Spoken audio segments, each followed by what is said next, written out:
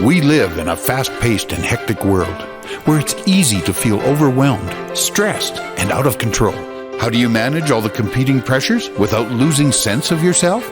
How do you stay focused enough to not only plot a path, but follow it? Welcome to Master Your Life, a show that offers inspiration, insight, and intelligence, as well as success stories from many walks of life that can show you how you can control your own destiny. Our knowledgeable and entertaining host and her guests give practical advice that you can use every day in the quest to master your life. Now, here's your host, Leaha Mattinson. Hi, everyone, and welcome to today's show. I'm so excited to welcome each and every one of you here from wherever it is that you are tuning in from this wonderful planet. In gratitude, I am with you all today. As the podcast numbers grow, I'm heartened by the idea that more and more people are becoming more enlightened to the shenanigans that are going on in the world and what we can do to take back the mastery of our own life, the lives of our friends and families, our communities, and the world at large. And today, what I'm excited about sharing with you, if you love a good mystery, I want you to hang around for all of today's episode, because on it, I am showcasing Mr. Michael Tsarion. Michael, how are you today? Hi, Leah. Nice to be on. I'm fine. Thank you very much. Wonderful. Now, Michael, I've been questing to have Michael on my show for over a year, although he hasn't known that because it's been a quiet internal quest. Michael's been top and front and center talking about shenanigans now for well over 3 decades, maybe even 4. I don't want to age you, Michael. So, But I asked Michael to come on today specifically to talk with you guys about solving the mystery of your life and life mastery. You know, a lot of us go, we're starting out the new year and things come from out of the blue. It seems like we don't have much control in our life, but often it's because we don't have the tools to have control and or the wisdom or the insight or the inspiration. And that's why each and every one of you tune in every week, because you're looking for that wisdom, those insights, those stirrings, and then the tools that you can take to apply in your own life to master it. And so without further ado, Michael, just can you give a brief introduction of yourself, your background, and what it is that you know about astrology? Thank you, Leah. As I said, it's great to be on with yourself, to especially dive into this because it is so important. I've known of divination since about 11 years old when I first encountered it back in Belfast. And this was through people from the Paul Solomon Foundation in Virginia Beach, which my people in my family were connected to. And so, although I did have remarkable experiences with the tarot for the time that we were visited by these colleagues of ours, it faded away as things do. You know, you're 11 years old, you're going through your big tests at that time in school. I failed them all, of course. Has to be that way, right? But you know, life takes over, and so it was later in my teens then that I picked it up again, and then again, you know, later on in the 20s and all of this. So a strange thing had happened, and that was that in the dark days of the late 80s, this was just prior to my 89 move to America. I'd been there 2-3 times. This was I think the 3rd time, and it was going to be a long stretch, basically till now, right? Just before that, in the dark days from 86 onwards, a colleague and I had been basically, and I mean this in a very primitive way, reading through whatever books we could get hold of on the subject of astrology, because I know that's what we're going to be talking about. You know, so just this little bit of background is interesting. And we had the temerity to go through these books and find what I would later call X factors, mostly just nonsense, stuff that didn't add up, even you know, systematically within their own writings, that didn't make sense, that was incoherent or contradictory regarding the planets and houses and all the gamut. Actually, we did a fairly good job, even though, as I say, it was pretty primitive. Now, those things were just hanging in the air. There was no answers or solutions to it. It's just like, but that doesn't go with that, and that exaltation doesn't make any sense. How can that be this, and how can that be that? And come on, that's not the way Capricorn is. And so this utter, temerity actually paid dividends, because it turned out that the plutonic aspect of my chart, Oh.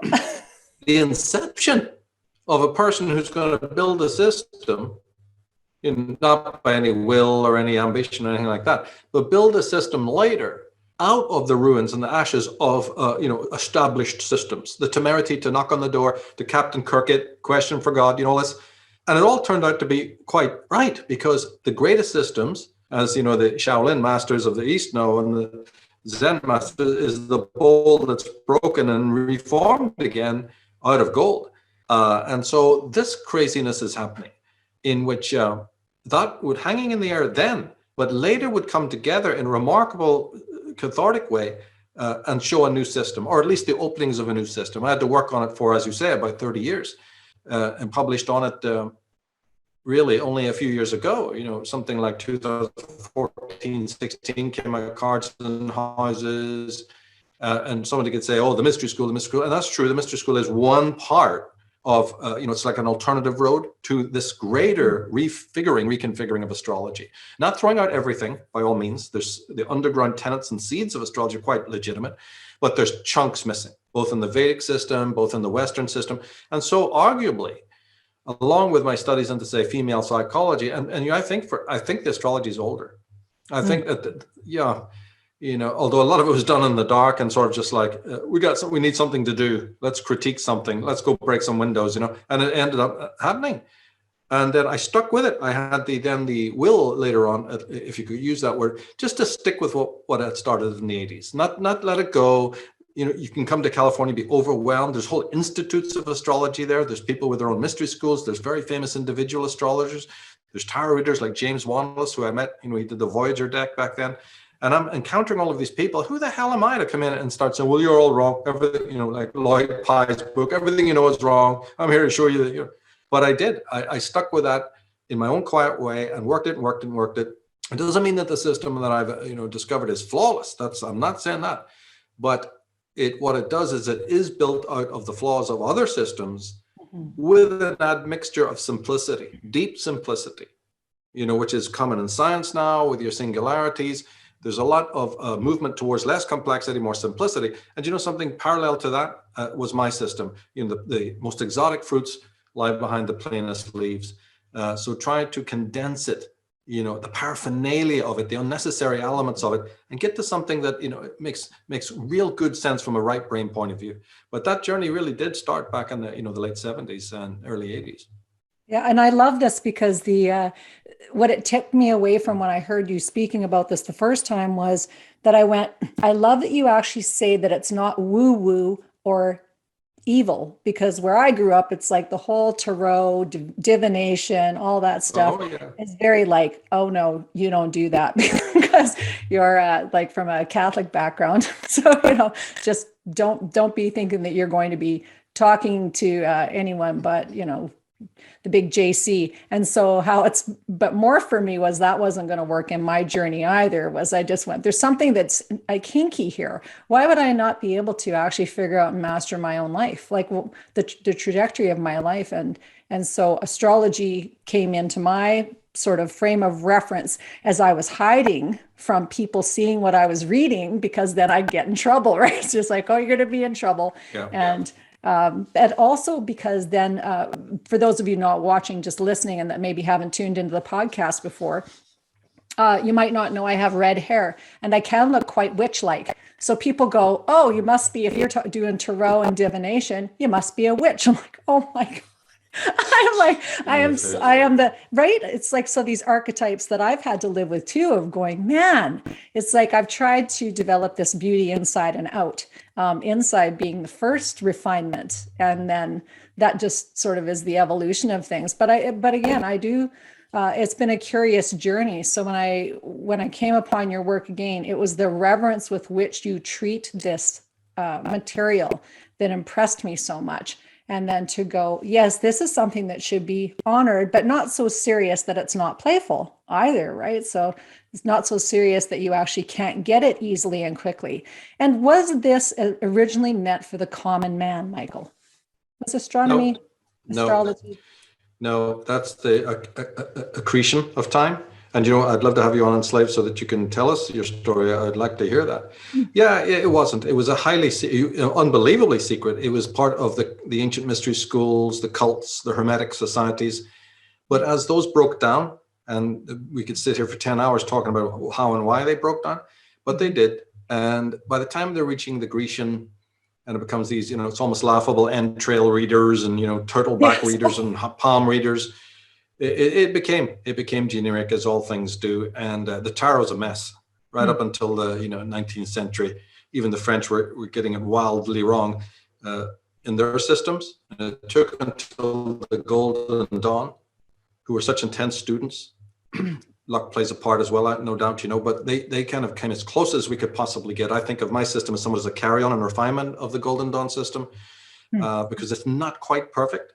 And Aleister Crowley's system also was not quite perfect, but somebody would say it's so near to perfect that it really doesn't matter. But being a purist, I wanted to go just that little bit step forward. So on the mystery school, I take people through where their systems are just a little bit imperfect, and if you just do something minor to the card, to the deck, you can get to perfection pretty much. So all great things are deconstructive in that sense. The Golden Dawn were deconstructive. They were clever enough to know that the Italian system was a total mess, that the French system was, again, what might be called exoteric.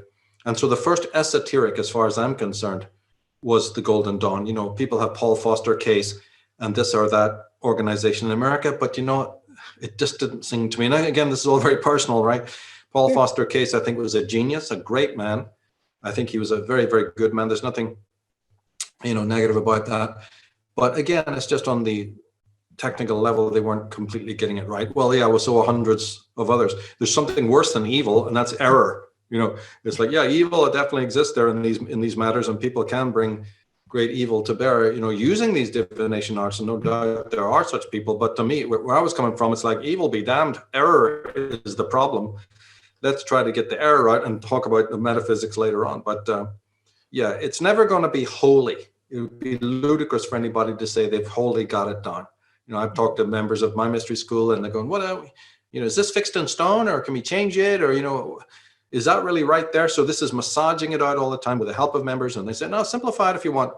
I just give you this, but you can always modify it slightly, do this. So it's always working. It's never set in stone, nor could these things be. And there's people doing love cards using just 52 cards of the playing deck. Fine. Whatever road you get into, wherever your comfort zone is, there's only really two perfect decks. For instance, if you have to talk about tarot. Yeah, but that doesn't mean that I then stop people who go and use, one of the miscellaneous decks, because at least it's bringing them in. That's the same with astrology. If you start with your comfort zone, Vedic, tropical, horary, whatever is out there, and get to know the nomenclature, you get to know the ins and outs of it. And then finally later, like I did, you have to know the original to know how to break it down. It's like Picasso. He had to be a great artist in the normal sense, in fine art, as then to turn to be an abstractionist, or whatever he was, to break down those rules. It's very much the same here. So although you might learn some bad habits, yeah, but it's still better to learn about the 12 houses and how a little bit of the history of astrology, and then some of the technique, in order to say, that was really trying to get blocks into round holes. I like your system, Michael, because I don't need to do that anymore. So it works for those who have never heard of it before, never tried a system. But, I have the confidence to believe that even people who are very seasoned in astrology could learn something, and maybe even, a lot from the system I use. Yeah, and that the mystery school, I think, is such a great idea, because people who are looking for solutions in their life will go, oh, this all sounds good when you say it fast, but how do I actually take this information and actualize it on myself? This is a far cry from sitting there reading your horoscope in the weekly paper, or reading it on a restaurant, the thing on your placemat on the restaurant. This is something that is an actual tool where you learn a language, and when you become proficient with the language, then you can use that language to have conversations that bring forward that next thought. And it is kind of that path of the fool, where you open yourself up each conversation to believing or knowing or thinking about it being the next leading edge thing, whatever it is, the the culmination of the conversation between two people, and which is what I think is a real credit to you, actually having a mystery school that is interactive. Can you talk more about that? Because I think a lot of online learning is just, you're eating more information, and the actual development of the skill isn't there because you're not talking to the other person. You're not learning. Yeah. So maybe just speak to that if you could. You're quite right. It's flooded. People get flooded with the information, and not all of it is very useful. So the mystery school came about in 1998. My very first project, actually, took a long time, frustratingly long. But in a way, the apprenticeship is important because then, the later projects you do might be speeded up a little bit because you've had such a slog with it. But it was the first project I had. I had a very good, I taught it physically in classes in the Bay Area and elsewhere. So the online version was just going to be that, with the benefit that more people that can never come to a single class can now, it was early days of the internet. But that was quite clear that obviously it would reach the world, So, and the idea, it is mostly text. And so people have to be okay with reading, but the graphs and, the tables and things like that are quite clear. And again, that mystery school is distinctive than others because it's not using normal astrology, tarot, Kabbalah, or numerology. It's using the alternative ones that plug in together.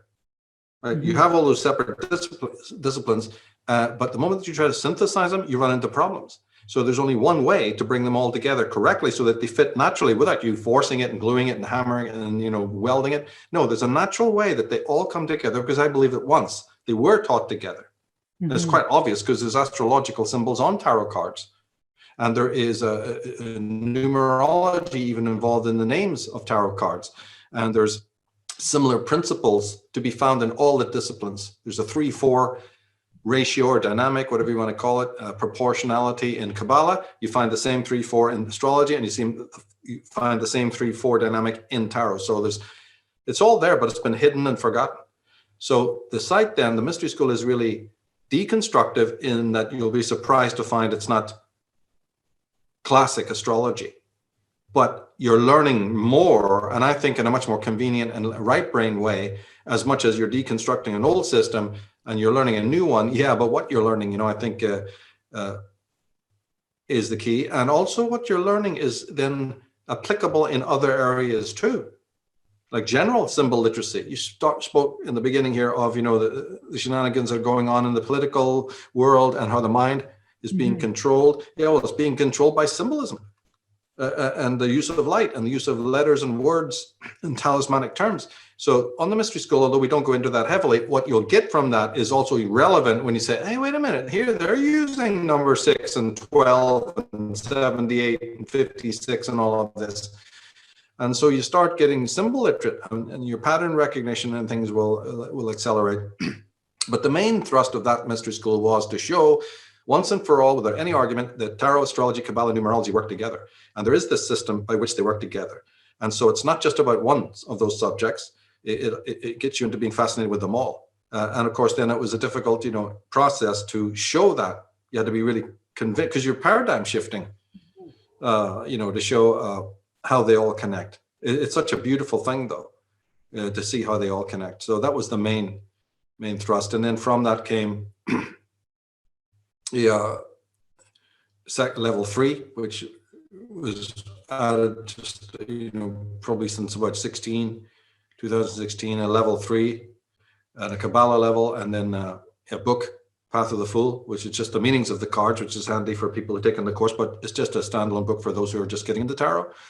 And I very much insist that the reversed meanings are important and should be used. It's one way you can tell that somebody, maybe not using the correct system if they're not using reversals. I mean, okay, they can still have an equivalent system, but really when it comes down to it, see, my systems are not based for anybody who has natural clairvoyance. Anyone can begin and come to a very high level of reading without having necessarily to have any personal intuitive skills. To me, it's not necessary. And one of the things that backs that up is the fact that if you use the reverse cards, you will be a top level counselor if you follow through on what reverse card. It's so important, reverse cards, because those are the cards that the client is coming to you and paying for you to really hear about. Right, not the history of astrology, not the technique or why you're using this kind of tea leaf as opposed to that kind of tea leaf. No, they're in trouble, right? They're coming to you and sitting there and paying money because they want advice about what's going on. Well, those reverse cards are the advice. The rest is generally stuff they all know already, and it's wonderful for them to be impressed by you. Go, wow, you really know those things? Yeah, but so do I. So I'm here I'm asking you what I don't know, and then you're stuck because a reading's 50% great. You've convinced them you know what's going on in their lives. But the reversals are the ones where the counseling comes in, what you should do, what you should take away from here. And so this is, I think, then vitally important. So can you give an example of a time, Michael, like an example of a reading that you did for somebody where that reverse card was an important thing and they made a different decision, and then how that changed what they made? Definitely can. There's a friend of mine, very important in my life at one time, and he was opening a club in Vegas or Reno, right? And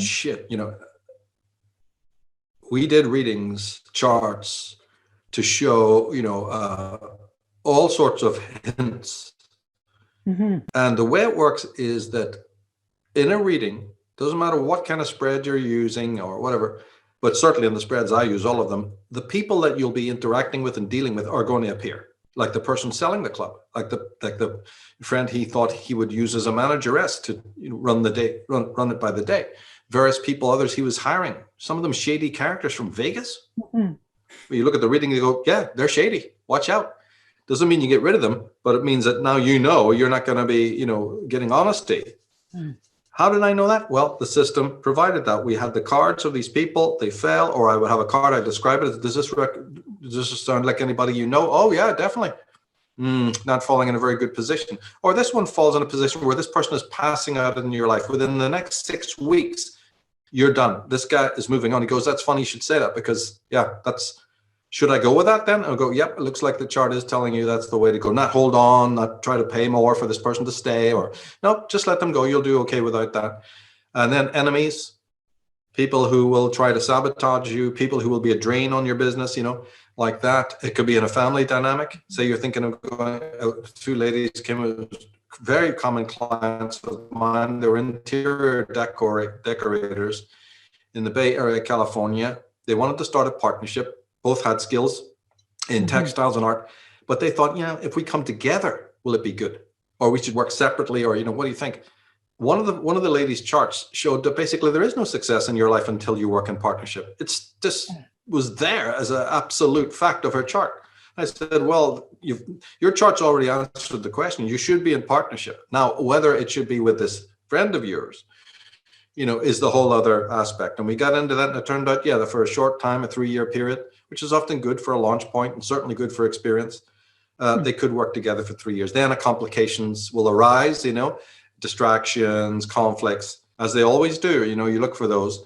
And then you give them the choice. If you know that 3 years from now, conflicts are going to happen, do you just stop now and you don't enjoy those 3 years? Or you just go, oh, 3 years is going to be an obstacle? I won't start. Well, if we all thought like that, right, then we'd never move. It's ridiculous, right? So I just said, you have the 3-year window. And, it could be that the obstacle that comes in later on is one of you get married, or one of you just wants to open up, or it turns out that your chemistry isn't right, or you get a very good investment and you want to change the way you do things, or, we'll deal with that at the time. But this year, it gives you carte blanche to go on and do that. So everything you can imagine. I've had people who've lost millions coming. Should have come before, right? But you don't tell them that. Right. But okay, you're losing your $4 million business, and then you try to help them with that. Everyone was a success. So the success of my system is actually very pragmatic. Multiple times I've had millionaires come. Almost in every case, there were already people who had lost millions. Right? Yeah, that's typically us entrepreneurs, right? It's just like we really get our butts handed to us, and then we go, I wish I would have had a sage. Where's my seer? Why can't I figure this out? They come too late. But even in those situations, I was able to help them not completely lose. And some of these people were very, very esteemed, up in the Bay Area. I mean, people who owned whole airlines and all of this caper, So there was salvation in every one of those cases. I don't remember one you know, Yeah, I so think those are even the bigger cases. Yeah, the yeah, bigger I ones think really even stand out.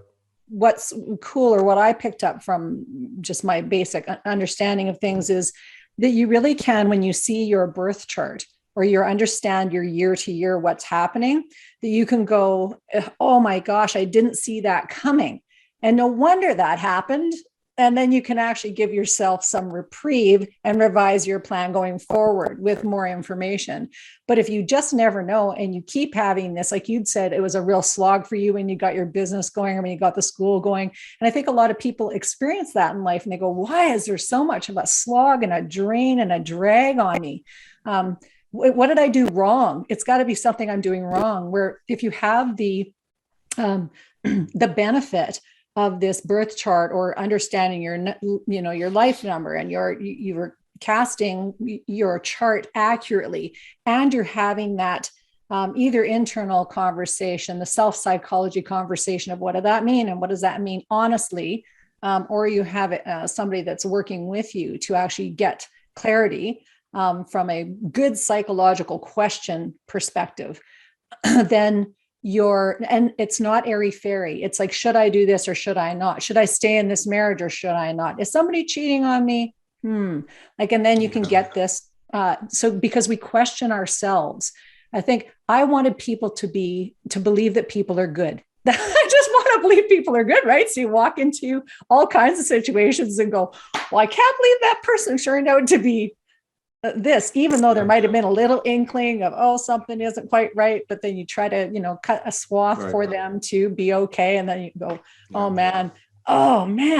But so that costs people millions of dollars and relationships, and then once you've got children involved, it's stuff you can't back up from.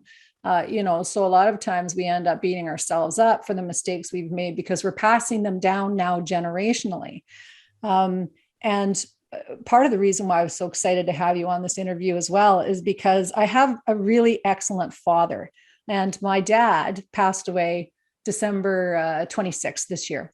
And so we had his funeral on New Year's Eve. But he's an exceptional man. So when you talk about people who were, you know, checking in with themselves, living a, you know, life, a congruent life, he was a noble person of good behavior. And so when I thought about my own struggles with things along the path of life and went, what would have helped me to have more insight? The tool that you teach in this school and the way that you teach it, I think is something that's quite empowering because it's like I was taking care of him at the end of his life a bit because he has Huntington's disease. So those people who tune in know that sort of saga, you know, but I didn't want him to be in care and I didn't want them to move out of their home and all that stuff. I wanted him to be home and die in grace. And so we made that happen. It was awesome. And then we celebrated a tribute to him for New Year's Eve, which was, you know, a gorgeous tribute to somebody who is excellent. And then I went, now what am I going to do?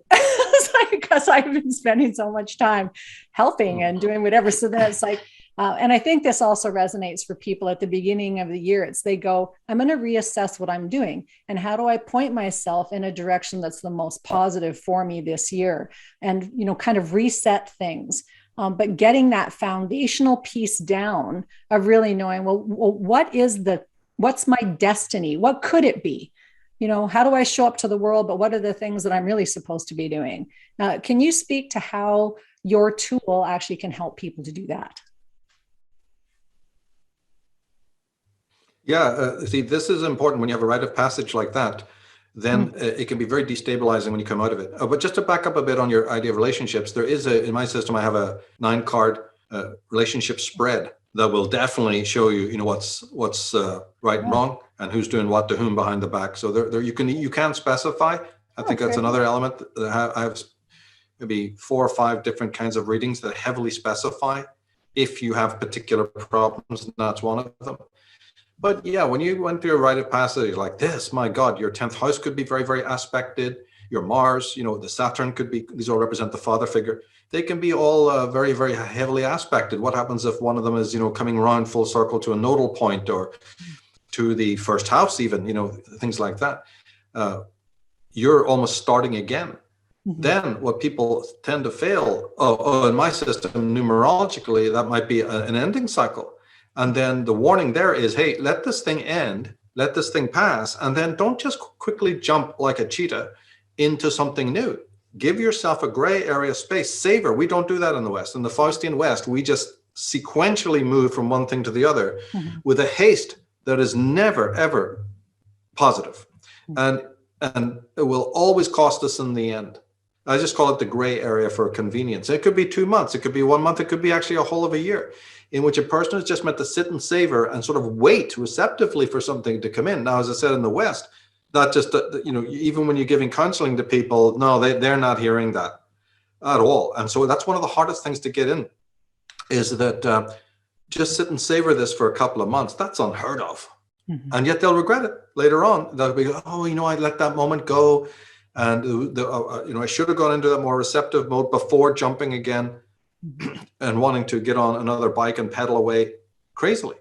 And often this happens. There's actually 4 whole periods that people can be in, more than that, but 4 big ones in which this will be the rule. And if you miss it, then it doesn't matter what you successfully think you're going on to achieve. You might even jump in and find out that things are going quite well. Yeah, but don't be fooled, because at some point your omission to just sit and be will hit you again. But we're very Faustian. We're competitive. We jump out there, start a new thing, and we don't savor, and we don't consolidate the past.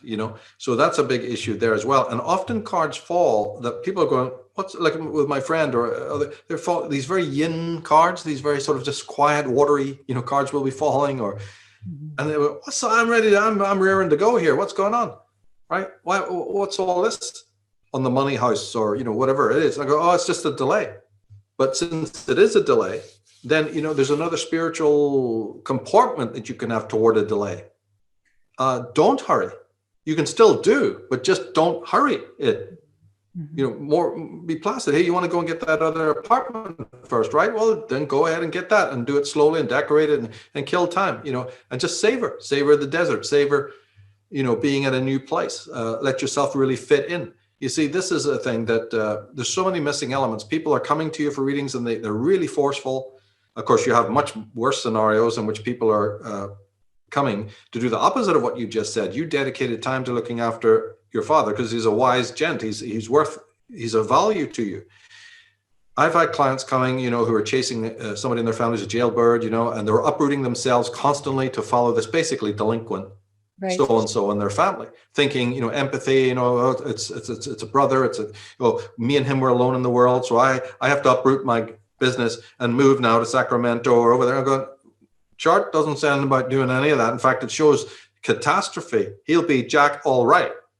And you've just gone through a series and they're looking at you going, how do you know that? I said, well, the wreckage that shows in your, as you say, your natal charts or whatever, and it looks like you're still doing it. Why would anybody else in your position, for instance, I would say to that person, who came from Canada, who came from Britain, get to the Bay Area, have a successful business, and then uproot it because of some family member has now been moved jail 100 miles? Think for a moment, objectively, does that sound right? And of course, it doesn't, right? So they say, yeah, wouldn't it be better for yourself to just stay where you are and work in this area before uprooting yourself? And is the person really worth it that you're doing this for? Because according to this chart, nothing's going to change. Right. But isn't everybody worth it? No, because they're not worth it as if you have your moral compass properly oriented, right? Because people make choices. People use each other. People are can be constitutionally and morally inferior, as a matter of fact. Thinking of the Ayn Rand school. And that is that, no, your values matter because you value this person over that person. And so in a chart, you're looking at a selfish moves, but they're selfish in the spiritual sense. That if your moral compass is of value to yourself first, well, everything just moves slowly, moves beautifully and fluidly, because then even if you can see an impediment, like I said, something on a business house or, something that might be an obstacle. Now, because the person's values are right, the reading moves more slowly and both of you come to a quick solution, which usually is completely practical and it's just great. However, if your mind, like I've seen so many, and these are beautiful people, this is not a criticism of the person, but they're thinking of this and they're thinking of that and the other person and the family and blah, blah, blah, all these different concerns. Well, they'll be fine and you'll be dead. Let's just cut it short. You will be exhausted. Are those people, those wonderful people that you care so much about, willing to be there when you're down and you see their eyes dropping down low? Oh. Yeah, and I'm seeing that those houses are blank, mate. It's all a situation of take, and get. So, but when you just said there cleverly that, you can give leeway to a person, that you have that little bell in your head that says, watch out, but because of your other needs, you overlook it. And believe me, millionaires have done this, right? The top people in the business have had this happen to them. Howard Hughes had it, So, yeah, but then you go, I didn't listen to that bell. Why? Yes, if you break it down, it's because your own values and your own needs, which are very positive things, led to a great evil because you brought in a viper. You brought in a psychopath, you brought in a narcissist or something where they would let you do all the work and they get all the benefit. And by God, does this happen? Coattail riders galore, right? People who want to bask in the light of other people who are really spiritually in tune, but they want to suck off them. So what do we do then to make sure that kind of person, because remember, in astrology, say if somebody's into astrology like we are, does it mean that you're now Paramahansa Yogananda or some enlightened being where no evils will ever happen to you? What the hell? The astrologer can say, I've boo-booed more than my clients, yet I'm the astrologer. And if you were to say to me, well, if you're such a smart ass, then how come you don't, you didn't know about that? Or how come you didn't know about this? That's right. That's the leveler to say that we're all looking in the mirrors. And when you see the image there, you still are free to interpret, just like it is with a dream. So when Bilbo or Frodo Baggins gets to look in Galadriel's mirror, yeah, there's a certain level of choice. Do you want to just rush off back to the Shire now and beat those guys over the head? Or is that a future vision that what you do now could prevent it? So there's interpretation, and by no means is the reader enlightened. Whether the client thinks that or the reader thinks that, you meet them every so often too, right? Where they actually do think they're enlightened and they're starting to tell you about the ninth dimension and how they've traveled there and know all about it and can tell you everything you want to know about enlightenment. Just ask me, that type. They're getting more common actually. But obviously the really down-to-earth person is grateful for these gifts, does try to use them, makes the same flaws that a client makes, and works towards then not making them again. Now, in practical terms, though, I have thought, that's why I talk about the reverse cards and things like that, is because I have tried to gear the charts towards being a little bit more helpful and specific when it comes to allies, that kind of thing, people who are wasters and so on. You try to tweak the systems so that they do give you that little bit more of an insight, and then if you have the date of birth of the other persons involved, that can be a help as well. So you just try that much more to come out of the clouds, think practically, realize that to times today, more and more people are losing their morals and values, and try to update the divination systems to match that and not be, too pie in the sky, because there's some wicked people and then there's not wicked people, but they end up doing wicked things, So right now, divination motto is to strengthen. I think you said it at the very, very beginning, strengthen and help the people navigate, good people to navigate, give them empowerment to the good. And to hell with the evil. My pity is with the good who are taken down by evil, not the evil and their excuses. Yeah, it's like the as above, so below, and some sort of again infiltration of the mind through media and culture to paint this idea that everybody is good and that everyone has the capability of and desires to be good. And then for me anyway, when I went, I don't think that's 100% true. I need to accept that there might be people that are equally as not happy as I am happy. There might be people who are like really devious as much as I am morally centered. And so if you are immature in that thought or ignorant in that thought about everybody's good, and if I just spread sunshine throughout the land, then everything's going to be awesome. So that's not exactly how it works. Yeah. The happiest people I've ever known have been psychopaths. Oh, tell me why. Right? Well, for the obvious reason that they have no empathy, and nothing you suffer and nothing that you go through do they care about. So I'd be very excited to have you to speak about more of these subjects in future episodes, but I want to stay really focused in on the astrology and the Tarascope conversation for the last few minutes of our conversation, because I think it's so important for people to understand that this is a tool they can use themselves. So for somebody entering this, the idea, how do they actually step into learning about this with you? You have a lot of information out there on your michaeltsarion.com website. You also have your Unslaved podcast. Can you kind of describe first steps for people? That would be really helpful. Well, there's two ways to go. Either just join tarascopes.com, become a member. All the facts are there. It's self-evident what to do. It is designed for beginners, so you don't need any past experience.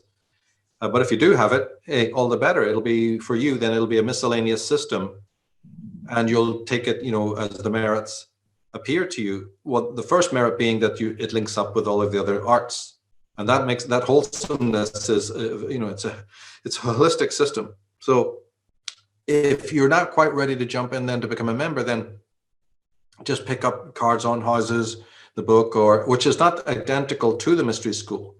Correct. Yeah. And usually I would say go through the Mystery School first before you jump to Cards on Houses. So then maybe Path of the Fool, that book, might be your best, because it gives you all the meanings of the cards, with the tarot. That'll be very, very good to start with. And then also I have an article on the michaeltsarion.com site. Just go into articles, go down toward the bottom, and it's called Inner Zodiac.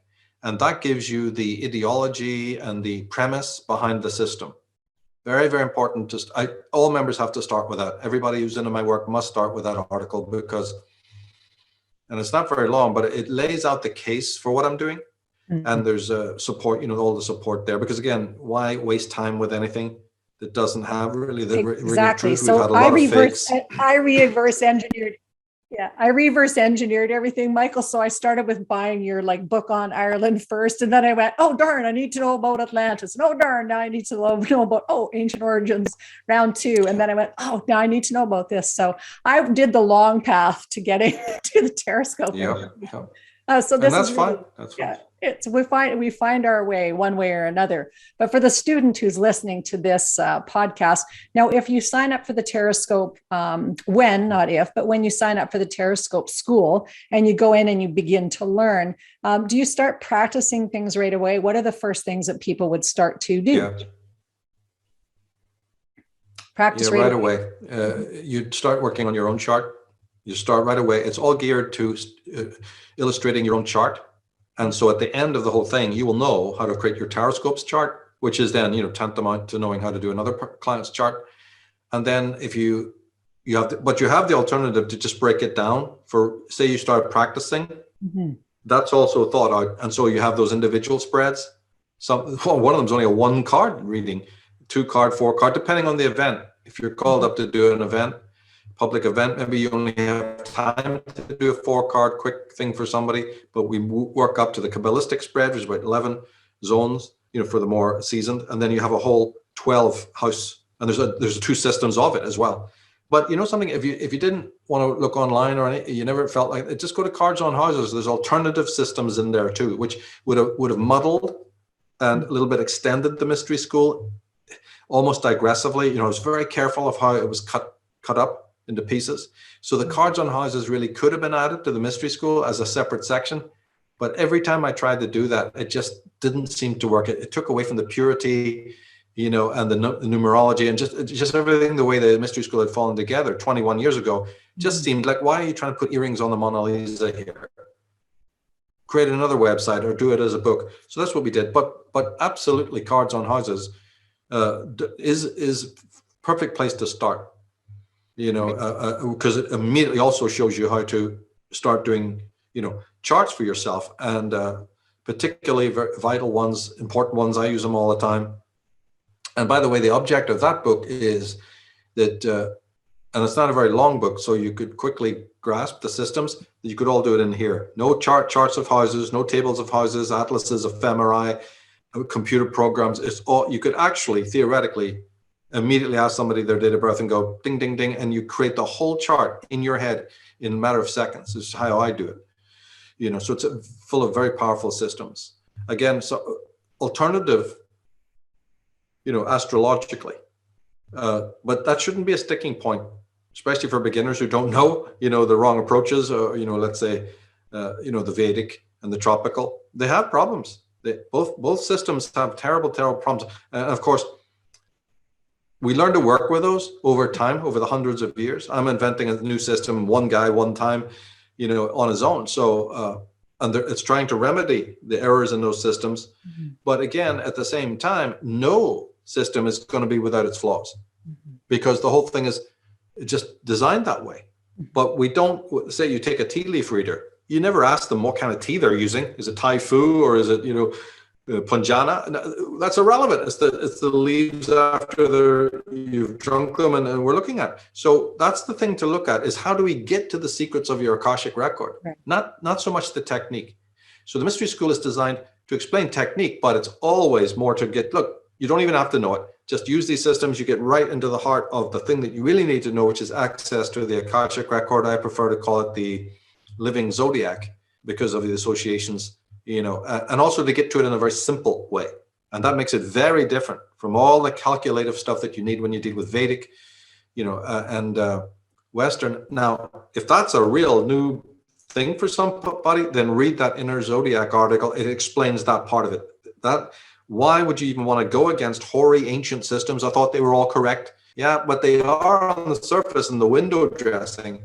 But if you start digging deep, like I've done, you find that the premises are very weak. The idea of rocks in space and magic rays affecting your destiny and all of these usual astrological, palava.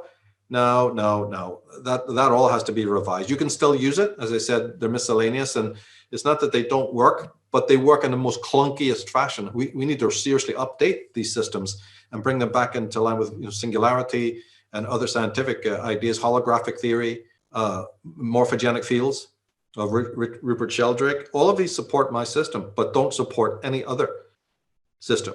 Carl Jung's synchronicity, they've all had to go in order to stabilize and maybe give a raison d'etre to astrology. Yeah, but you're picking the wrong astrology. You'll never make it work, because the rigid astrology that you're trying to, to vindicate is just too rotten inside. Yeah. The great secrets have been lost. And we need our tools to work. So to go back to a point that you made at the beginning, and which is that all of these things kind of come together to make a really great tool. And, the journey of 1,000 miles begins with the first step. And so this is one of those first step things that if you get off on the wrong tangent, your house looks like a dilapidated sort of structure. Whereas if you get off on the first steps correctly with just getting that first basic chart done for yourself, and it's so empowering to do that. So I want to invite everyone to please take a look at Michael's work.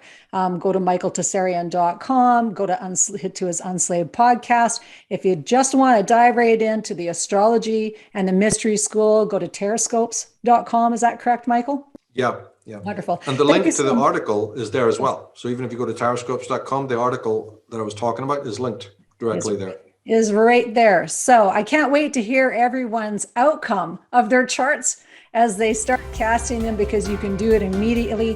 Thank you everyone for joining us for this episode. Michael, thank you so much for being my guest. So much appreciate your time and wisdom. You're welcome. Awesome. Everyone, love yourselves, love each other, mind your minds. That's all for us. Bye for now. Thank you for being a part of our program today. Master Your Life is a presentation of Leaha Mattinson Enterprises, Inc. Join us next time on Master Your Life, helping you to discover the very best of you.